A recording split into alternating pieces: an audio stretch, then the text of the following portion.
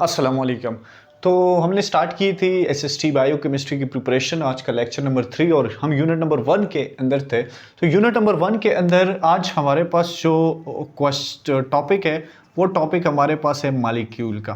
तो मालिक्यूल क्या होता है, व्हाट इज मालिक्यूल? मालिक्यूल देखें, मालिक्यूल हमारे पास दो या दो से ज़्यादा, टू और मोर सब्सटेंस जो है इनका केमिकल कम्बिनेशन होता है। ठीक है, दो या दो से ज़्यादा सब्सटेंस का केमिकल कम्बिनेशन होता है। ठीक है, इसको हम मालिक्यूल कहते हैं। देखिए हमारे पास है CO2, ये एक मालिक्यूल है। दो या दो से ज़्यादा सब्सटेंस का है NaCl है, ये भी हमारे पास एक मालिक्यूल है। इसी तरह H2SO4 है, ये भी हमारे पास मालिक्यूल है। H2 ये भी मालिक्यूल है। N2 ये भी मालिक्यूल है। O2 ये भी मालिक्यूल है, etc। ठीक है, BCl3 ये भी मालिक्यूल है। FCl3 ये भी मालिक्यूल है, etc। ये जितने भी हमारे पास एलिमेंट्स, दो या दो से ज़्यादा एलिमेंट्स केमिकली आपस में कंबाइन हो गए, वो हमारे पास मालिक्यूल हो गया। ठीक है, अब इसमें जो इंपॉर्टेंट पॉइंट है वो ये है कि आपके पास जितने भी कंपाउंड है वो सारे के सारे मॉलिक्यूल है, लेकिन सारे मॉलिक्यूल कंपाउंड नहीं है। ठीक है, all compounds are molecule but not all molecules are compound. ठीक है, मिसाल के तौर पे देखें, कंपाउंड में तो दो या दो से ज्यादा डिफरेंट एलिमेंट्स होते हैं, लेकिन मॉलिक्यूल के अंदर दो या दो से ज्यादा एलिमेंट्स होते हैं, चाहे वो डिफरेंट हो चाहे वो सेम हो। ठीक है, तो अगर हम बात करें कि इसमें से कौन सा कंपाउंड नहीं है, तो ये हमारे पास H2N2O2 ये कंपाउंड नहीं है। ठीक है, बाकी ये सारे कंपाउंड है। लेकिन अगर मॉलिक्यूल की बात की जाए तो ये सारे के सारे मॉलिक्यूल हैं। ठीक है, दो या दो से ज़्यादा जो भी एलिमेंट्स हैं ये मॉलिक्यूल है। अच्छा, मॉलिक्यूल के बारे में ये बात है कि मॉलिक्यूल जो है ये स्टेबल होते हैं। ठीक है, और मॉलिक्यूल इंडिपेंडेंटली एग्जिस्ट करते हैं। ठीक है, इंडिपेंडेंटली एग्जिस्ट करते हैं, इंडिपेंडेंटली एग्जिस्ट करते हैं नेचर के अंदर। ठीक है, NaCl की फॉर्म में, H2SO4 की फॉर्म में, H2 की फॉर्म में, N2 की फॉर्म में, O2 की फॉर्म में, ये सारे मॉलिक्यूल जो है ये इंडिपेंडेंटली एग्जिस्ट करते हैं। अच्छा, इसमें से क्वेश्चन ये भी आता है कि आपके पास जो टाइप्स है मॉलिक्यूल्स की, वो आपको पता हो कि मोनो एटॉमिक एक टाइप है हमारे पास। इसी तरह दूसरे नंबर पे हमारे पास डाई एटॉमिक है। इसी तरह हमारे पास ट्राई एटॉमिक है, और एक हमारे पास है पॉली एटॉमिक। ठीक है, पॉली एटॉमिक। ये जो टाइप्स है मॉलिक्यूल की, ये types on the basis of number of atoms है। ठीक है, on the basis of number of atoms molecule are divided into 4 types. Mono atomic molecule कौन से होंगे? जिसके अंदर एक एटम है। मिसाल के तौर पे आपके पास है जो नोबल गैसेज हैं, आर्गन आ गया। ठीक है, या तरतीब से जाते हैं, हीलियम आ गया, नियान आ गया, अर्गान आ गया। ठीक है, क्रिप्टॉन आ गया, जीनान आ गया। ये आपके पास क्या है? मोनो एटॉमिक मॉलिक्यूल है। और ये मोनो एटॉमिक मॉलिक्यूल क्यों है? क्योंकि ये नेचर के अंदर इंडिपेंडेंटली एग्जिस्ट करते हैं, ये स्टेबल है। जिस तरह मॉलिक्यूल स्टेबल होता है, इसी तरह ये भी स्टेबल है। हालांकि ये एक ही एलिमेंट से बने हुए, एक ही है, हीलियम है, नियान है, अर्गान है, क्रिप्टॉन है, जीनान है।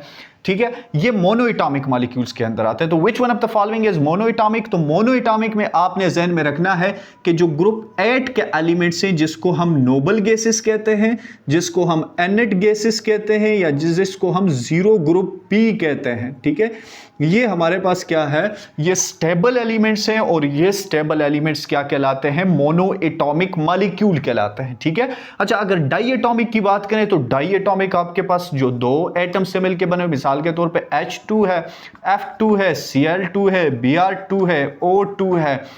ठीक है, HCl है, चाहे वो सेम हो चाहे वो डिफरेंट हो। ठीक है, तो ये हमारे पास किस में आएंगे? ये आएंगे डाई एटॉमिक में। ठीक है, Mg वो है।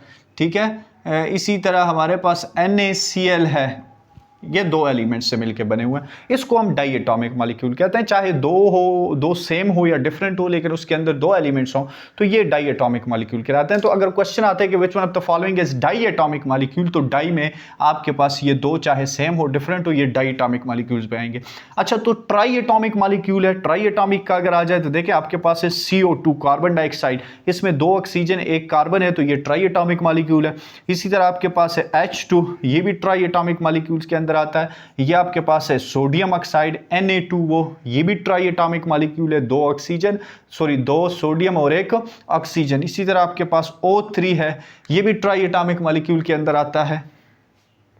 ठीक है। इसी तरह और भी बहुत सारी एग्जांपल्स हैं जो कि ट्राई एटॉमिक मॉलिक्यूल के अंदर आती है। NO3 है, सॉरी NO2 है, ये ट्राई एटॉमिक मॉलिक्यूल के अंदर आता है, ठीक है, ATC।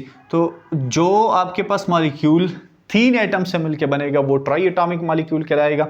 अच्छा, उसके बाद पॉली एटॉमिक मॉलिक्यूल है। तो पॉली एटॉमिक मॉलिक्यूल कौन सा मॉलिक्यूल होगा जो कि बहुत सारे 3 से ज़्यादा एलिमेंट से या एटम से मिलकर बना हो। मिसाल के तौर पे आपके पास H2SO4 सल्फ्यूरिक एसिड है, इसमें अगर हम गिने तो 4, 5 और ये 7 इसके अंदर एटम्स मौजूद हैं। तो ये आपके पास पॉली एटॉमिक के अंदर आएगा। C6H12O6 ग्लूकोज है, पॉली एटॉमिक मॉलिक्यूल में आता है। H2CO3 कार्बोनिक एसिड है, ये भी पॉली एटॉमिक मॉलिक्यूल के अंदर आता है। PCl5 फास्फोरस पेंटाक्लोराइड है, ये भी पॉली एटॉमिक मॉलिक्यूल के अंदर आता है क्योंकि इसमें 3 से ज़्यादा है, 6 इसके अंदर एटम्स मौजूद है, तो ये पॉली एटॉमिक मॉलिक्यूल्स के अंदर आएगा, ठीक है, ATC।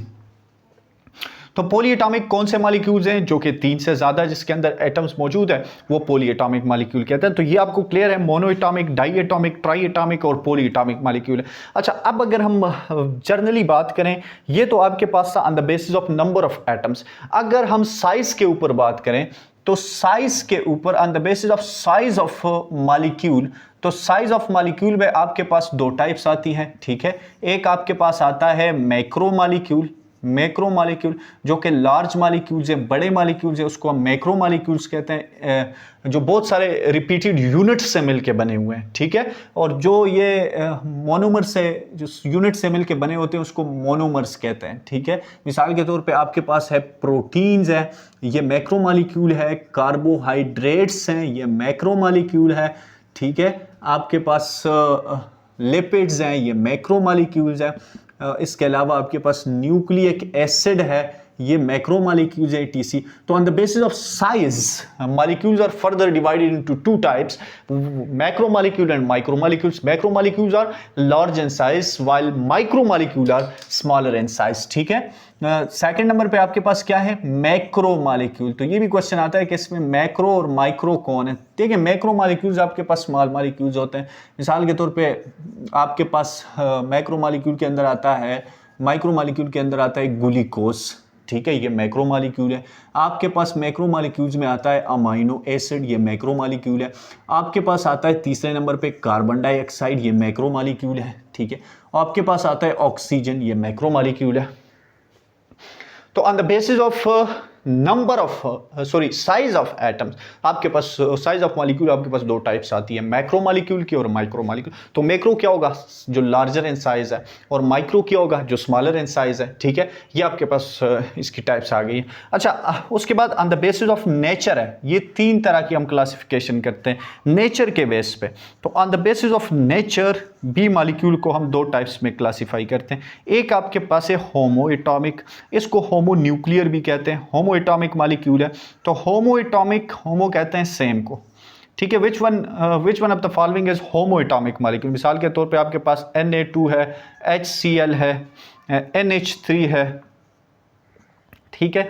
और इसी तरह आपके पास H2SO4 है। इसमें होमो एटॉमिक क्या है, होमो जो सेम एटम से मिलके बना हो, ये होमो एटॉमिक मॉलिक्यूल है। ऑक्सीजन, ठीक है, जो सेम टाइप ऑफ एटम से मिलके बना हो, ये इसमें 2 ऑक्सीजन है, ये भी होमो नहीं है, ये भी होमो नहीं है, ये भी होमो नहीं है, ठीक है। तो होमो एटॉमिक मॉलिक्यूल कौन से होते हैं, जो कि सेम एटम से मिलके बने होते हैं, सेम एटम से मिलके बने होते हैं, उसको हम होमो एटॉमिक मॉलिक्यूल कहते हैं।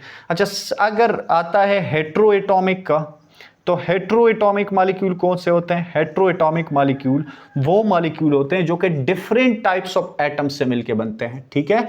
इसमें आपके पास क्या होगा, डिफरेंट टाइप्स ऑफ एटम्स है, इसको हम क्या कहते हैं, हेट्रो एटॉमिक मॉलिक्यूल है। मिसाल के तौर पे ये ऊपर जो हमने एग्जांपल्स लिखी है, इसमें ऑक्सीजन के अलावा बाकी सारे हेट्रो एटॉमिक है, या H2O हम लिख देते हैं। देखिए, इसमें हाइड्रोजन है और ऑक्सीजन है, तो ये डिफरेंट है, इसलिए इसको हम हेट्रो एटॉमिक मॉलिक्यूल कहते हैं। HCl है, इसमें एक H और एक Cl है, तो ये दोनों डिफरेंट है, H अलग है और Cl अलग है, तो ये आपके पास हेट्रो एटॉमिक मॉलिक्यूल में आता है। NH3 है आपके पास, नाइट्रोजन और हाइड्रोजन अलग अलग है, तो ये किस में आता है, हेट्रो एटॉमिक मॉलिक्यूल के अंदर आता है, ठीक है। तो ये आपके पास जो टाइप्स थी मालिक्यूल था और मालिक्यूल की टाइप्स थी।